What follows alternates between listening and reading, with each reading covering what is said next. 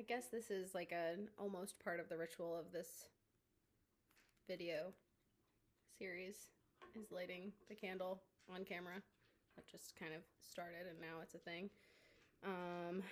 I had a short walk this morning and I had a little bit of the kind of thinking through ideas and things I would want to talk about here. And I'm remembering when I first started this, I mean, it still hasn't been that long, so we'll kind of see how it continues to go.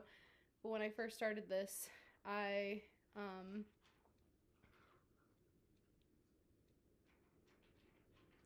was more aware of the like intent behind it and the reason behind it, and specifically having a space that was a different format for my daily reflection beyond a journal, because a journal for me at this point in my creative journey, artistic journey, my journal alone doesn't feel sufficient. So that's kind of what's caused me to take this format for morning journaling and morning pages. So I think I'm like trying to remember that today, because I've been getting more intentional about what I'm going to talk about. And sometimes that's great, and other times it sort of misses the point and the spirit of this endeavor, is allowing myself the space for it to be discovery, rather than knowing exactly what I want to find or say. It's just a very different experience to go in explicitly with the intent of talking about a topic versus opening this channel or this space up and discovering what it is that is resonating for me today, as you would in a journal or some sort of like private reflective space.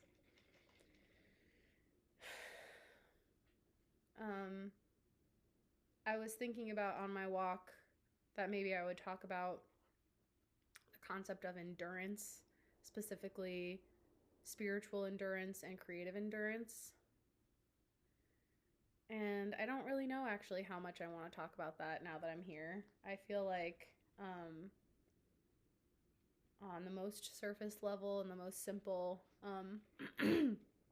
this most simple level, showing up for this every day requires endurance. Staying like committed to some practice and just staying the course and staying committed in general requires endurance and isn't always easy, and it isn't always fun.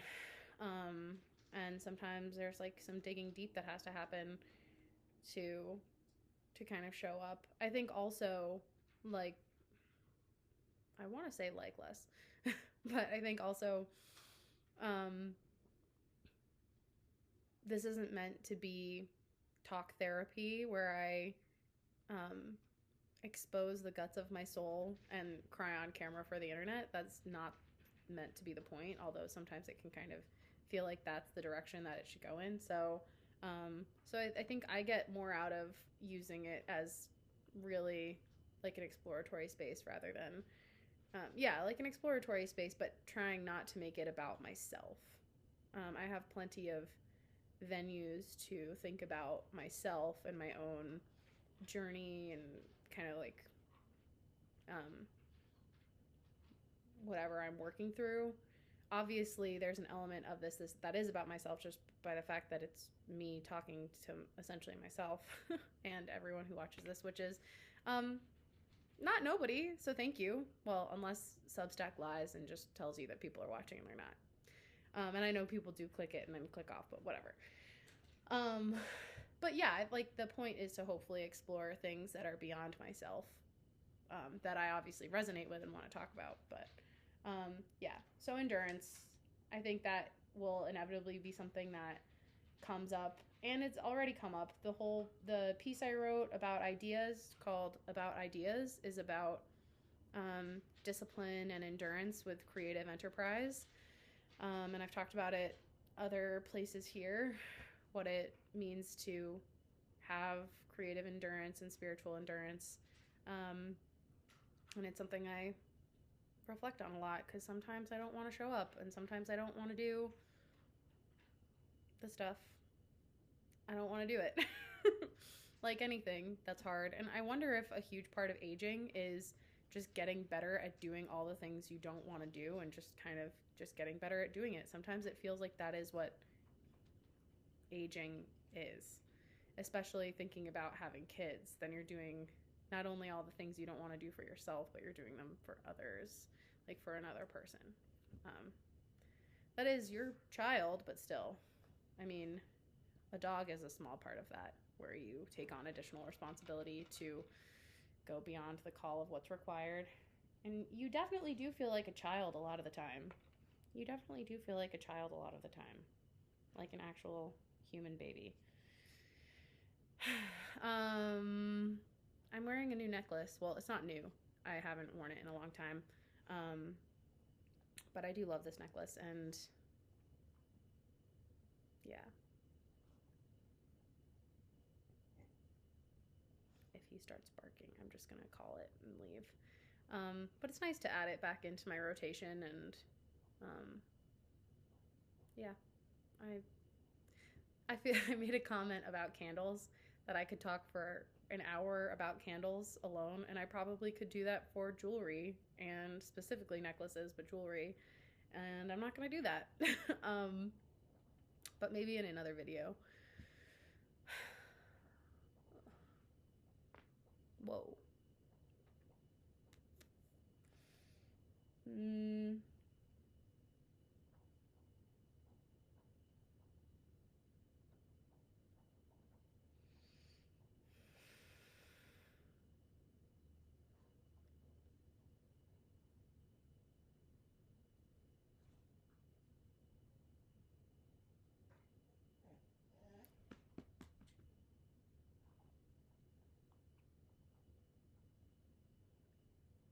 I think part of the reason why I don't have as much to share today is because I played music with some folks I played music with last night, and I'm going to play music today.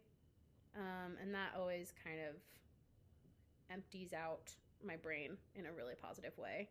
And so I think I have less stewing because I've had those outlets. And I had a really good topical conversation about spirituality and a lot of topics I explore here, which is very nice. So yeah, I feel like I have less swirling around to unload in this space.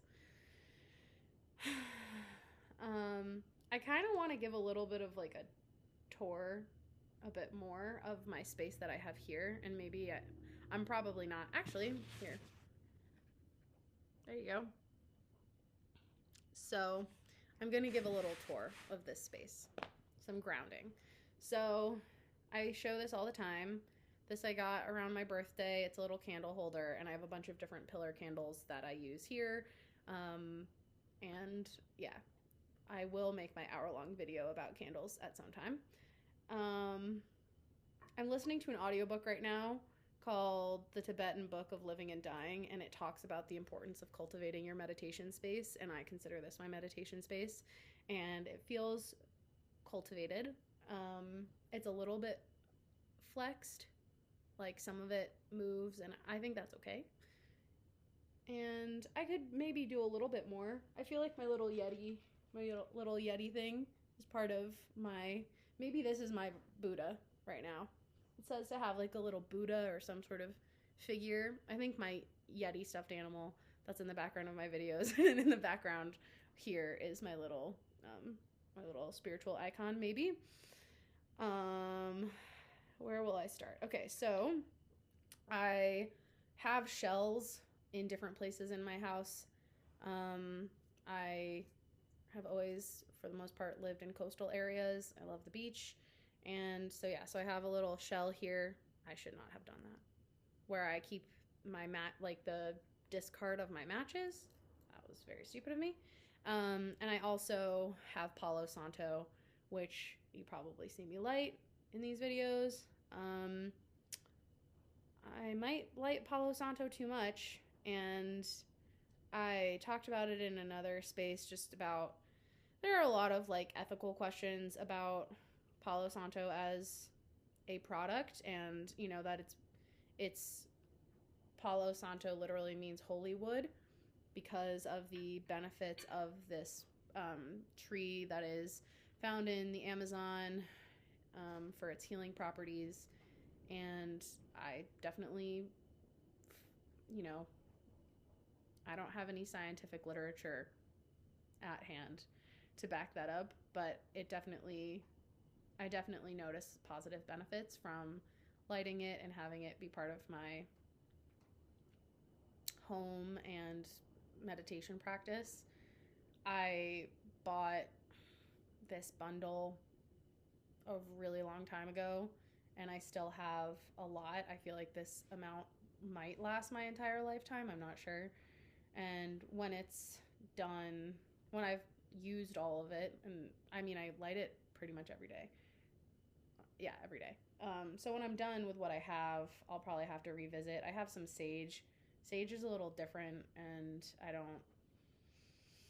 it just feels more intense in a lot of ways, and it's not like something that I feel really excited to burn daily. There are other types of incense that I could probably try and see how it works, but I'm gonna use what I have while I have it, and then when I don't have it anymore, I'll cross that bridge and see what the right thing to get might be. So yeah, so I use my shell as a place to put the Palo Santo too, along with the matches, and I have anywhere that I have candles, I have a little shell for matches, and maybe for Palo Santo if I have a little piece of Palo Santo there. I have a few places where I have candles. I think that's true. I've talked about this before, which is just a thing I got because I prefer matches over any type of lighter. So I probably will stick with matches. So that's what this is. And then I have a couple of matchbooks. I have this one that I got from a store near here. It's the Death Tarot card. I have a piece of art that featured the Death Tarot card. I think death is a really powerful and important card to think about and reflect on, and is really helpful. And so when I saw them, I just wanted it, and I love it. And then this is just from a restaurant, which you may or may not know. But these are just, I take the matches when I go to a restaurant. They last a pretty long time. And I don't, again, when I'm done with the matchbooks that I've been collecting from restaurants, maybe I won't keep taking them. But I guess it's economically driven. If I'm feeling like I need matches and I don't want to buy them, maybe I will. Then I have this little dish, which is an oyster shell. So I have like a real shell, and I have this dish that's an oyster shell that I got in New Orleans when I went to New Orleans for the first and only time in 2023. And it was from a local artist. You can see the back is really cool. This is like ceramic, but they made it look like an oyster shell, and then inside they painted it to look like an oyster shell. And I just knew that I wanted to bring it back with me. New Orleans was really it was really cool, and I think also my time in New Orleans felt like it really in a short period of time communicated the richness of that place in a way that I don't think I necessarily expected. I feel like I think I was there for 4 days and 3 nights, which is I guess enough time, but I really feel like I was also working while I was there, so I wasn't, steeped in it, but I feel like in that short period of time, I got a full picture of New Orleans, and it is as special as people say it is. I would never live there. I don't know how much I would need to even go back there or feel like I would need to revisit. I know people who go like every year or who love going. To me, it felt like a special place that I don't really want to go back to maybe ever again, not for a long time. Yeah, it felt very, very special, and I kind of have been holding it in that specialness. And it's also really spooky. It's really, really spooky. So yeah, I got this there, and I've used it for a lot of different purposes. I used it in my kitchen as a spoon rest. Didn't really feel right, didn't like it. So I've just like had it in different places, and this is my favorite spot I've had it in. My favorite use I've had it with. So I just put my matches in there, and it sits here, and sometimes I'll put, you know, little pieces here and there.